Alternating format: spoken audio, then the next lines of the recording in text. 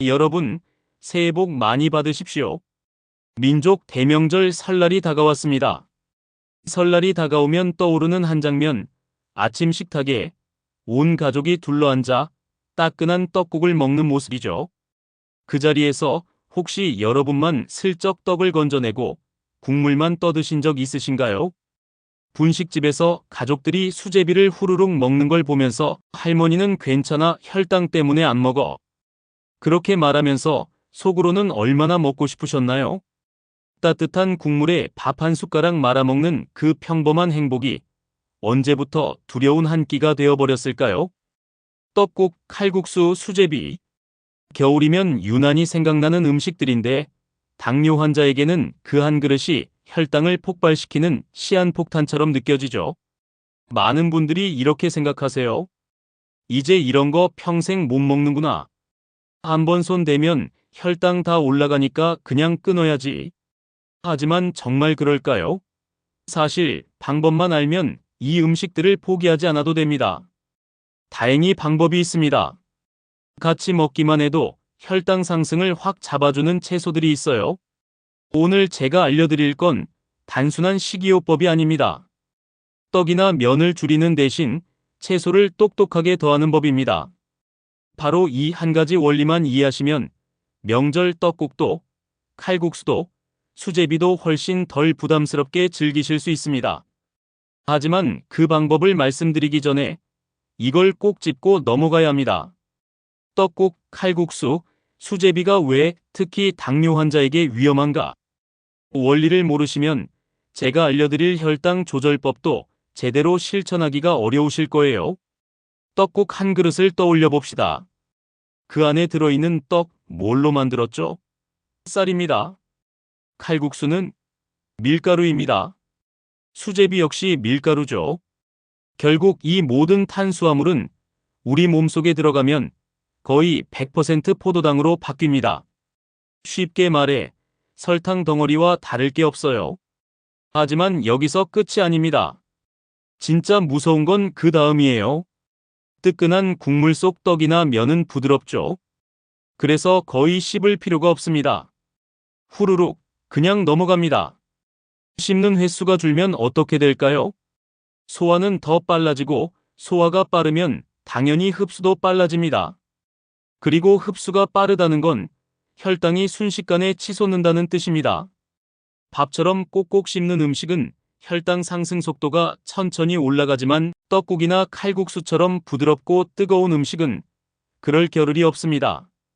그래서 식사를 마치자마자 혈당이 폭발하듯 올라가 버립니다. 자, 여기서 중요한 질문이 하나 생기죠. 혈당이 좀 높으면 어때요? 지금 멀쩡한데? 바로 여기에 함정이 있습니다. 혈당이 약간 높다고 해서 바로 아픈 건 아닙니다. 그래서 더 위험한 겁니다. 당 수치가 130 이상으로 장기간 유지되면 우리 몸속에서는 아주 조용하지만 무서운 변화가 시작됩니다. 포도당이 단백질에 들러붙으면서 당화 최종산물, 즉 AGES라는 독성 물질이 만들어집니다. AGES가 혈관벽에 쌓이면 혈관에 염증이 생기고 딱딱하고 좁아집니다. 그게 바로 동맥경화입니다. 그리고 이 동맥경화가 문제인 이유, 그 다음은 아시죠? 눈의 혈관이 막히면 망막병증이 생깁니다. 시력이 급격히 떨어지거나 실명으로 이어질 수 있습니다. 신장의 혈관이 망가지면 심부전증이 오고 결국 투석을 해야 할 수도 있습니다. 다리 쪽 신경과 혈관이 손상되면 발의 감각이 사라지고 신경병증이 생깁니다. 뇌혈관이 막히면 뇌졸중, 심장을 공급하는 혈관은 심근경색으로 이어집니다. 바로 이 무서운 일들이 사실은 떡국 한 그릇, 칼국수 한 그릇에서 시작될 수도 있다는 겁니다. 여러분, 떡국이나 칼국수, 수제비는 따뜻하고 부드럽고 정 많은 음식이지만 당뇨 환자의 혈관에게는 혹독한 음식입니다. 그래서 많은 분들이 아예 손을 놓고 평생 끊어버리십니다. 나는 이제 이런 거 절대 안 먹어. 하지만 저는 30년 동안 환자분들을 보며 느꼈습니다. 완전히 끊는 게 답은 아닙니다. 명절 때마다, 가족이 모일 때마다, 겨울바람이 불 때마다 칼국수 냄새에 마음이 흔들릴 때 그 모든 유혹을 평생 참는 건 너무 가혹합니다. 먹되 똑똑하게 먹는 방법이 있습니다. 그 해답이 바로 채소에 있습니다. 곧 이어서 혈당을 절반으로 줄여주는 채소 궁합과 그리고 떡국 칼국수를 건강식으로 바꾸는 실전 비법을 알려드리겠습니다. 잠시만요. 김 박사의 건강지식 채널은 여러분의 건강한 하루를 지키고 싶은 마음 하나로 매일 연구하고 정성껏 준비하고 있습니다. 영상을 편안한 마음으로 끝까지 함께 하시면서 스스로를 조금 더 아끼고 돌볼 수 있는 건강 지혜를 꼭 가져가시길 바랍니다. 아직 이 채널을 구독하지 않으셨다면 앞으로도 삶에 힘이 되는 건강 이야기를 꾸준히 받아보실 수 있도록 구독과 좋아요로 응원의 마음 전해주시면 큰 힘이 됩니다. 구독과 좋아요는 무료입니다. 그럼 지금부터 집중해주세요. 많은 분들이 이렇게 말씀하시죠. 밥과 떡의 양을 줄이면 되잖아요. 결국 양을 줄이는 게 문제 아닌가요? 물론 그것도 중요합니다. 하지만 그것만으로는 부족합니다. 탄수화물을 줄이는 것만큼 중요한 게 채소를 더하는 것이에요. 왜 그럴까요? 채소는 단순한 격가지가 아닙니다. 우리 몸 안에서 눈에 보이지 않게 세 가지 강력한 일을 합니다. 첫 번째, 채소는 강력한 항산화제이자 항염제입니다. 아까 말씀드린 당화 최종산물 기억하시죠? AGEs.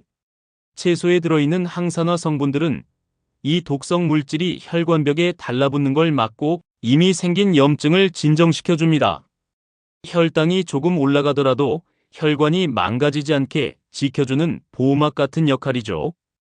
두 번째, 채소의 풍부한 식이섬유는 포도당이 흡수되는 속도를 늦춰줍니다. 떡이나 면을 그냥 먹으면 포도당이 한꺼번에 쏟아져 들어오죠. 하지만 채소를 먼저 먹으면 달라집니다. 식이섬유가 위안에서 그물처럼 퍼지면서 포도당이 천천히 꾸준히 흡수되도록 조절해줍니다. 혈당이 완만하게 오르면 췌장도 덜 지치고 혈당 스파이크도 줄어듭니다. 세 번째, 채소는 인슐린 저항성을 낮춰줍니다. 당뇨 환자분들의 몸에서는 인슐린이 분비돼도 잘 작동하지 않잖아요. 하지만 채소를 꾸준히 드시면 인슐린이 다시 제 역할을 하기 시작합니다. 똑같은 떡국 같은 양이라도 채소를 같이 먹으면 혈당이 덜 오르는 몸으로 바뀌는 겁니다. 그래서 오늘의 핵심은 바로 이겁니다. 어떤 채소를 언제 어떻게 먹어야 떡국, 칼국수, 수제비가 덜 위험해질까? 지금부터 구체적으로 하나씩 살펴보겠습니다. 첫 번째 채소는 부추입니다. 선생님, 부추는 그냥 향 내는 거 아니에요? 아닙니다. 부추는 향보다 효능이 훨씬 강력합니다. 마늘, 양파에 들어있는 황화물이 풍부하게 들어있어서 인슐린 민감도를 높여줍니다. 즉, 같은 양의 인슐린으로도 혈당을 훨씬 효과적으로 떨어뜨릴 수 있게 해주는 거죠. 또한 혈액순환을 도와주고 염증이 생긴 혈관을 진정시켜 합병증을 예방합니다. 게다가 부추는 떡국, 칼국수, 수제비와 맛 궁합이 아주 좋습니다. 향긋하고 색감도 살아있고 국물 맛을 더 깊게 만들어줘요. 그래서 제가 드리는 팁은 이겁니다. 떡이나 면의 양을 절반으로 줄이시고 부추는 평소보다 2~3배 더 넣으세요. 그릇은 똑같이 가득 차 보이지만 혈당은 훨씬 덜 오릅니다. 두 번째 추천 채소, 브로콜리입니다. 브로콜리에는 설포라판이라는 강력한 항산화 성분이 들어있습니다. 설포라판은 인슐린 저항성을 낮추고 췌장의 부담을 줄여줍니다. 또한 혈관의 염증을 줄이고 혈관벽을 강화해 합병증을 예방하는 역할을 합니다. 거기에 식이섬유도 듬뿍 들어있어서 식후 혈당이 갑자기 오르는 걸 막아줘요. 그래서 떡국이나 칼국수 드시기 전에 브로콜리를 몇 송이만 먼저 드시면 혈당이 훨씬 완만하게 오릅니다. 하지만 너무 오래 삶지 마세요. 비타민C와 설포라판은 열에 약합니다.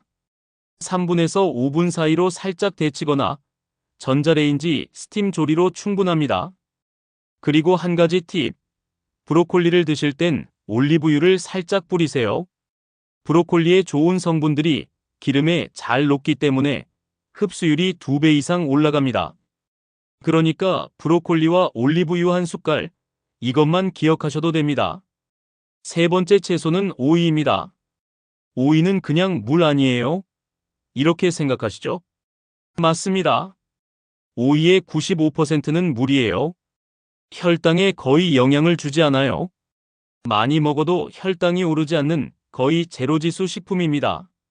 하지만 오이의 진짜 힘은 쿠쿠르비타신이라는 성분에 있어요. 바로 이 성분이 인슐린 저항성을 개선하고 포도당 흡수 속도를 늦춥니다. 또 플라보노이드라는 항산화제가 혈관을 보호해주죠. 그래서 오이는 식전 채소로 딱 좋습니다. 요즘 유행하는 거꾸로 식사법 아시죠? 채소 단백질 탄수화물 순으로 먹는 방법인데요. 떡국이나 칼국수 드시기 10분 전에 오이를 껍질째 1개, 그냥 생으로 드세요. 씻어서 아삭하게 베어 물면 끝입니다. 그러면 위 속에 식이섬유 쿠션층이 생겨 이후 들어오는 탄수화물의 흡수를 늦춰줍니다. 실제 연구에서도 식전 오이를 먹은 그룹이 식후 혈당이 20%에서 30% 낮게 나왔어요. 또 포만감이 생기니까 자연스럽게 떡이나 면 양도 줄어듭니다. 자, 여기까지 기본적으로 꾸준히 드셔야 할 채소 3가지, 부추, 브로콜리, 오이를 이야기했습니다. 여러분, 이제부터가 진짜 핵심입니다. 떡국, 칼국수, 수제비에 직접 넣어서 먹으면 효과가 배가 되는 실전 채소 4가지 지금부터 알려드리겠습니다. 첫 번째, 버섯입니다. 표고버섯, 느타리버섯 모두 좋습니다. 버섯은 식이섬유와 단백질의 보물창고입니다. 포만감을 오래 유지시키고 포도당 흡수를 천천히 만들어줍니다. 또 질감이 쫄깃해 씹는 횟수를 늘려주죠.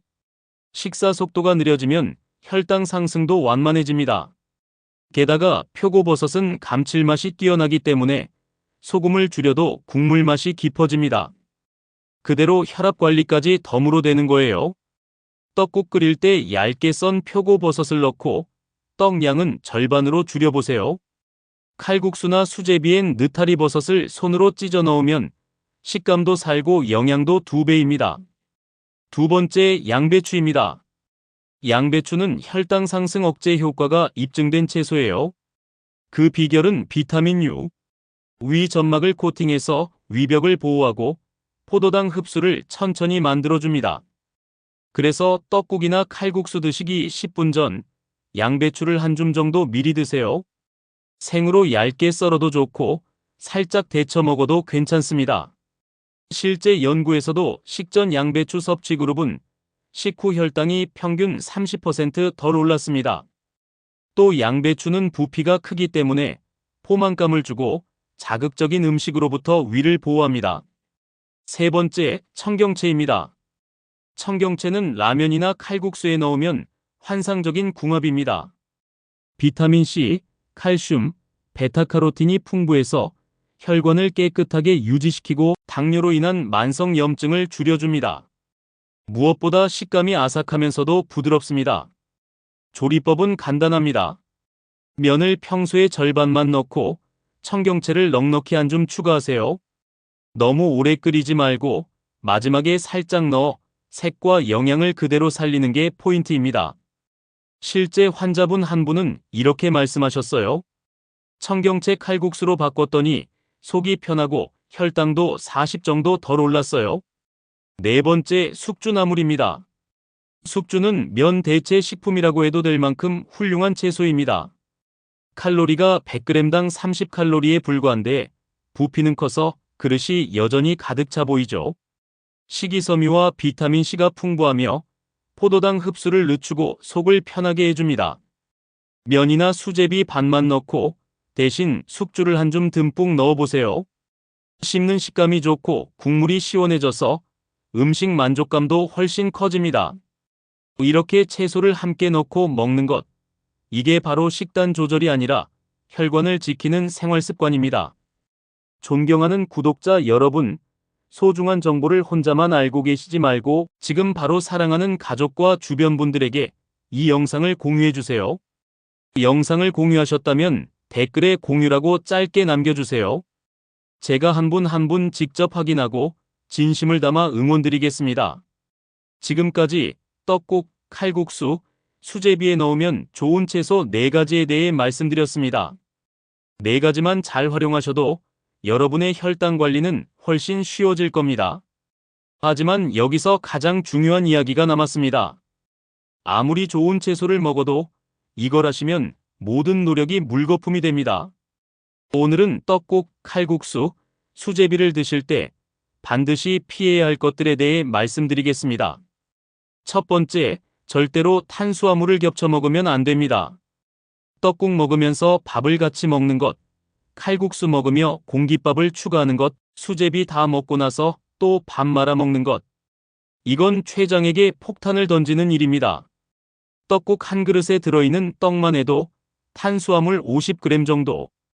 여기에 밥까지 더하면 순식간에 100g이 넘어갑니다.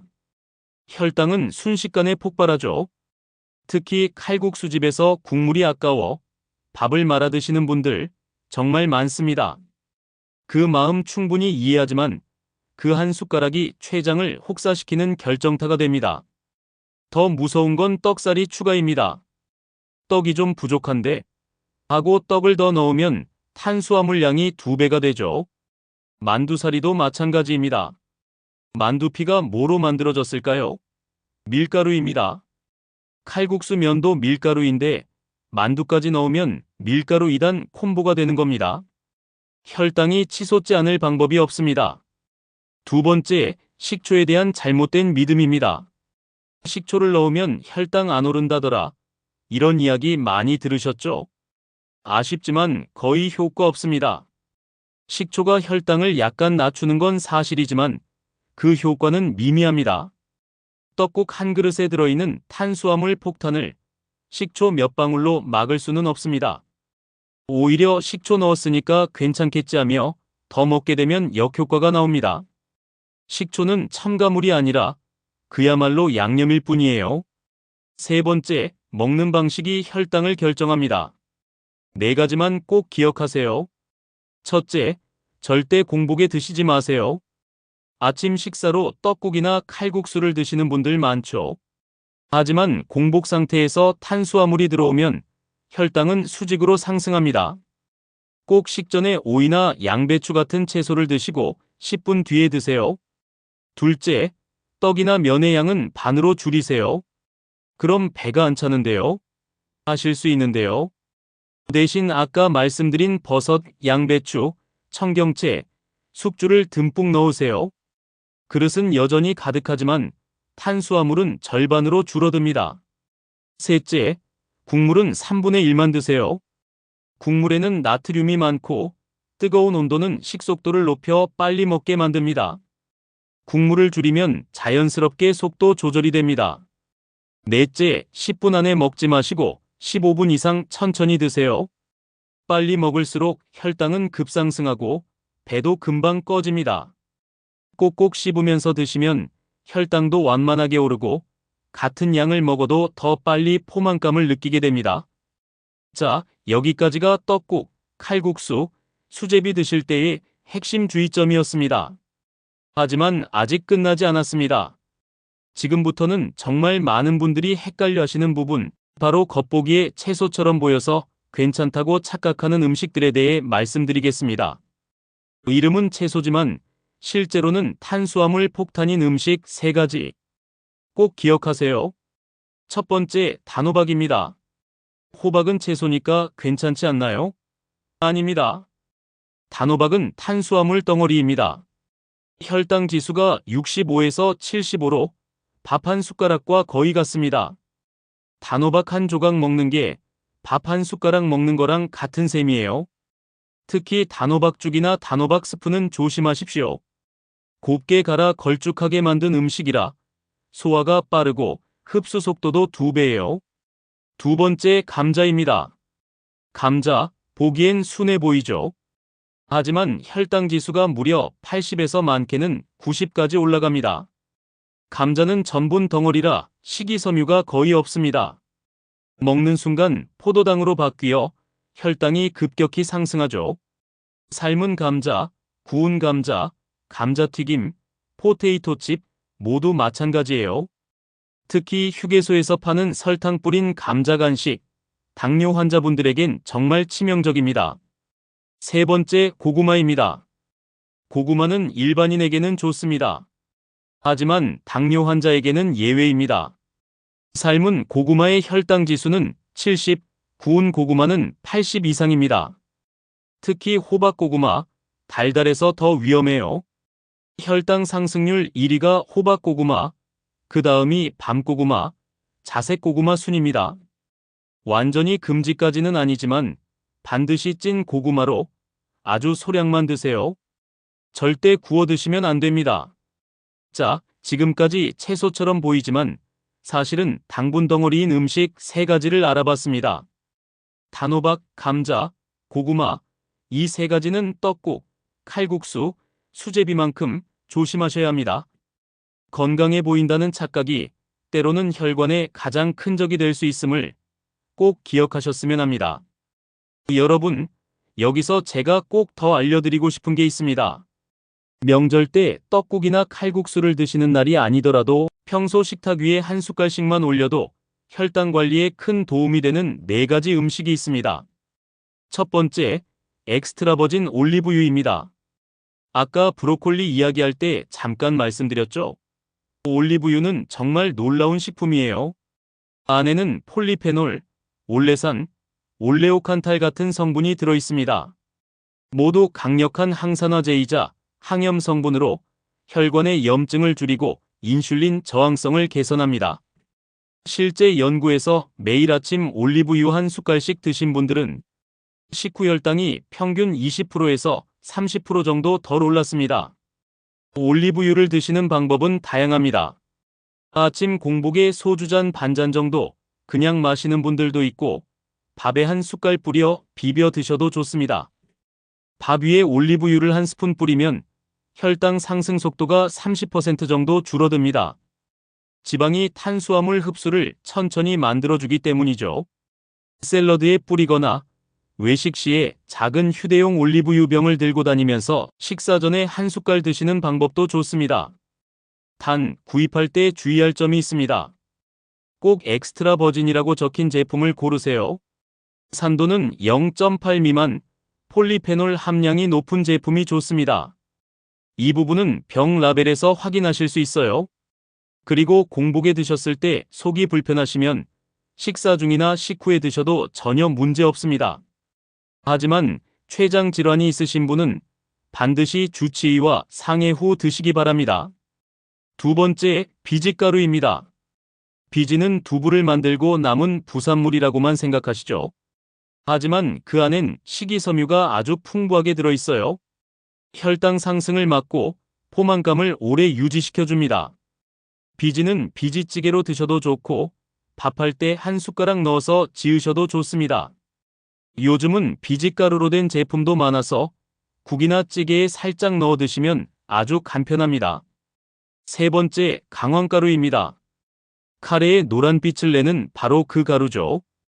강황에는 커큐민이라는 성분이 들어있는데 이게 우리 몸의 염증을 잡고 인슐린 저항성을 개선하는 데 탁월합니다.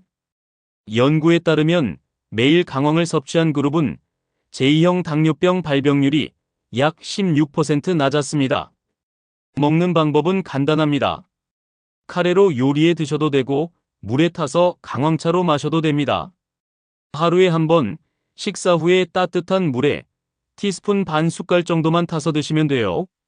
꾸준히 드시다 보면 몸속 염증이 서서히 가라앉는 걸 느끼실 겁니다. 네 번째, 계피가루입니다. 달콤한 향이 나는 시나몬, 바로 그거예요. 계피에는 신나말데하이드라는 성분이 들어있는데 바로 인슐린이 작용하는 방식을 흉내내서 혈당을 자연스럽게 낮춰줍니다. 커피에 한 꼬집 타서 드시거나 그릭 요거트에 뿌려 드시면 정말 좋습니다. 여기서 주의할 점, 시중에 나오는 계피가루 중에는 설탕이 섞인 제품이 매우 많습니다. 꼭 순수 100% 계피가루를 고르세요. 또 중국산 카시아 계피에는 쿠마린이라는 성분이 많아서 장기간 드시면 간에 무리가 될 수 있습니다. 가능하면 실론계피, 스리랑카산을 선택하세요. 쿠마린 함량이 거의 없어 더 안전합니다. 소량 섭취는 전혀 문제 없습니다. 자, 지금까지 혈당을 낮추는 4가지 비법을 말씀드렸습니다. 4가지를 식사나 간식에 조금씩만 활용해도 혈당 관리에 큰 변화를 체감하실 겁니다. 반대로 평소 많이들 착각하시지만 절대 피해야 할 한 숟갈도 있습니다. 바로 꿀입니다. 꿀은 천연식품이니까 설탕보다 낫잖아요. 이렇게 생각하시죠? 하지만 당뇨 환자에게 꿀은 거의 액체 설탕과 같습니다. 꿀의 70% 이상이 포도당과 과당입니다. 그래서 한 숟갈만 드셔도 혈당이 순식간에 치솟고 게다가 오래도록 내려오지 않습니다. 꿀차, 꿀물, 꿀요거트 모두 피하셔야 합니다. 자, 이제 제가 마지막으로 최고의 조합을 알려드리겠습니다.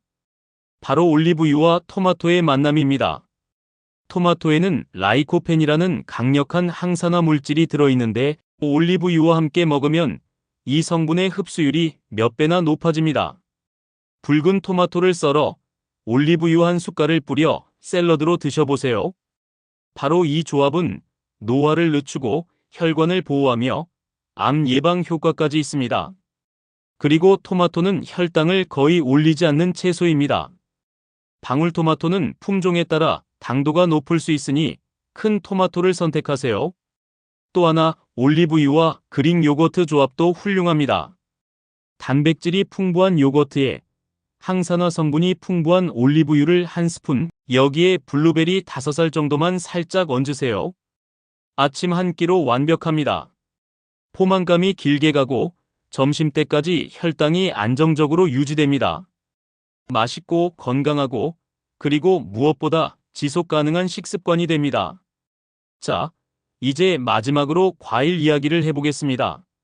많은 당뇨 환자분들이 이렇게 말씀하세요. 과일은 달잖아요. 당이 많으니까 난 아예 안 먹어요. 하지만 꼭 그렇지만은 않습니다. 과일은 선택과 방법을 알면 충분히 먹을 수 있는 음식이에요. 물론 조심해야 할 이유는 있습니다.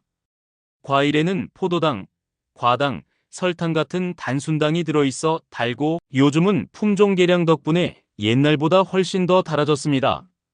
식이섬유는 줄고 당도는 높아졌기 때문에 당뇨 환자분들에겐 관리가 중요하죠. 하지만 놀라운 연구 결과가 있습니다. 호주에서 실시한 대규모 연구인데요. 하루에 과일을 2번 정도 먹는 사람들은 그렇지 않은 사람보다 당뇨병 발병률이 36% 낮았다고 합니다. 과일을 완전히 끊는 게 해답이 아니란 뜻입니다. 옳은 종류를 적정량으로 먹는다면 오히려 건강에 도움이 됩니다. 자, 그럼 당뇨 환자분들이 먹을 수 있는 과일을 등급별로 정리해 드리겠습니다. 오늘은 이해하기 쉽게 S등급, A등급, C등급, 세 등급으로 나눠볼게요. 먼저 S등급, 가장 안전하고 좋은 과일입니다. 이건 마음 편하게 먹을 수 있는 과일 리스트예요. 2가지입니다. 토마토와 블루베리. 토마토는 특히 붉은 토마토가 좋습니다. 안에는 강력한 항산화 물질인 라이코펜이 풍부해서 염증을 줄이고 혈관 건강을 개선하고 인슐린 감수성을 높여줍니다. 게다가 식이섬유가 많아서 혈당 상승을 거의 일으키지 않아요. 큰 토마토는 하루에 1개에서 2개 정도 안심하고 드셔도 좋습니다. 블루베리는 베리류 중에서도 가장 혈당에 유리한 과일입니다. 안토시아닌 성분이 인슐린 민감도를 높이고 혈관 염증을 완화해줍니다. 하루에 한 줌, 그게 적정량입니다. 2 과일은 맛도 좋고 햇볕 아래서 자란 천연 항산화제 덩어리라고 보시면 됩니다. 이제 A등급입니다. 바로 관리만 잘하면 충분히 먹을 수 있는 과일들. 여기에는 체리, 자몽, 사과, 딸기가 있습니다. 체리는 붉은 색소안토시아닌이 풍부해서 염증을 낮추고 또 멜라토닌이 들어있어서 수면에도 도움을 줍니다. 하루 한 줌 내외로 충분합니다. 자몽은 특유의 씁쓸한 맛 그대로 혈당 지수가 매우 낮습니다. 안에 들어있는 나린진이라는 성분이 인슐린 민감성을 개선해주죠. 다만 주의점이 하나 있습니다. 혈압약, 고지혈증약 혹은 면역억제제를 드시는 분들은 자몽과 약물이 상호작용할 수 있습니다. 반드시 의사와 상담하시고 드세요. 양은 절반 정도면 충분합니다. 사과는 의외로 혈당 지수가 낮습니다. 36 정도밖에 안 됩니다. 껍질에 있는 팩틴이라는 수용성 식이섬유가 포도당의 흡수를 늦춰주고 폴리페놀은 인슐린 기능을 도와줍니다. 그래서 꼭 껍질째 반쪽 드세요. 딸기는 블루베리보다 살짝 혈당 지수가 높지만 여전히 베리류라서 좋은 과일입니다. 반줌 정도라면 충분히 안전하게 즐길 수 있습니다. 여기서 중요한 건 언제 먹느냐입니다. 첫째, 과일은 식사 후 후식처럼 드세요. 주의할 점은 식사 자체가 단백질과 지방이 포함된 균형 잡힌 식단이어야 합니다. 예를 들어 아침에 그릭 요거트에 올리브유를 한 숟갈 넣고 드신 뒤 후식처럼 과일을 조금 곁들이는 거죠. 반대로 공복에 과일만 먹는 건 정말 위험합니다. 그건 곧바로 혈당 스파이크로 이어집니다. 둘째, 껍질째 드세요. 과일의 식이섬유, 비타민, 항산화 물질의 대부분은 껍질에 있습니다. 사과도, 포도도 가능하면 껍질째 드세요. 또 과일은 단독으로 먹기보다 다른 식품과 조합하는 게 혈당 조절에 더 좋습니다. 사과에 올리브유나 땅콩 버터를 살짝 곁들이거나 블루베리를 코티지 치즈와 함께 섞어 드시면 혈당 상승이 훨씬 완만해집니다. 자, 마지막으로 C등급, 즉 당뇨 환자분들이 피해야 할 과일입니다. 첫 번째는 감, 특히 홍시입니다. 홍시는 말랑하고 달죠. 하지만 그 단맛이 모두 당입니다. 홍시는 혈당을 폭등시키는 대표 과일이에요. 단감도 안전하지 않습니다. 단감 역시 당도가 높고 혈당 지수가 높습니다. 두 번째는 열대 과일입니다. 파인애플, 망고, 바나나 등 듣기만 해도 달죠. 말씀드린 과일들은 양을 줄여도 혈당이 급등하는 경우가 많습니다. 정말 드시고 싶다면 한두 조각 정도만, 가능하면 피하시는 게 좋습니다. 세 번째는 말린 과일입니다. 건포도, 말린 망고, 말린 크랜베리 등 수분이 빠져나가면서 당이 농축돼 신선한 과일보다 혈당을 훨씬 더 빠르게 올립니다. 건포도 한 줌은 생포도 5송이를 먹는 것과 비슷해요. 말린 과일은 보기엔 건강식 같지만 당뇨 환자에게는 가장 위험한 함정입니다. 결론은 이렇습니다. 과일을 완전히 끊는 게 아니라 똑똑하게 고르고 현명하게 먹는 것. 그것이 진짜 당뇨 관리의 핵심입니다. 여러분의 식탁이 달콤하지만 안전하게 건강한 색으로 채워지길 바랍니다.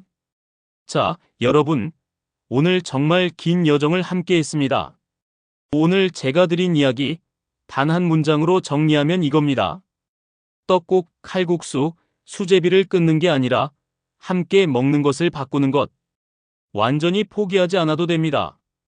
당뇨는 약이 치료하는 병이 아닙니다. 식습관이 치료의 중심이에요. 많은 분들이 약을 먹으니까 괜찮다고 생각하시지만 약은 단지 혈당을 잠시 낮추는 도구일 뿐 병의 근원은 해결하지 못합니다. 당뇨는 결국 잘못된 음식 습관과 부족한 움직임에서 시작됩니다. 그래서 치료의 진짜 해답은 식습관을 바꾸는 데 있습니다. 의사들 사이에서도 이런 말이 있습니다. 식치, 음식으로 병을 고친다. 실제로 연구에 따르면 당뇨의 70%는 부적절한 식습관으로 발병률이 높아집니다. 결국 정답은 약이 아니라 덜 먹고 천천히 먹고 채소를 더하는 것. 그것이 당뇨 관리의 본질입니다. 명절날 가족들이 떡국을 먹을 때 이제 여러분도 함께 하실 수 있습니다. 당뇨는 평생 함께 가는 병이지만 평생 참고 견디기만 해야 하는 병은 아닙니다. 바로 먹되 똑똑하게 먹는 방법을 알면 인생의 즐거움을 유지하면서도 건강을 지킬 수 있습니다.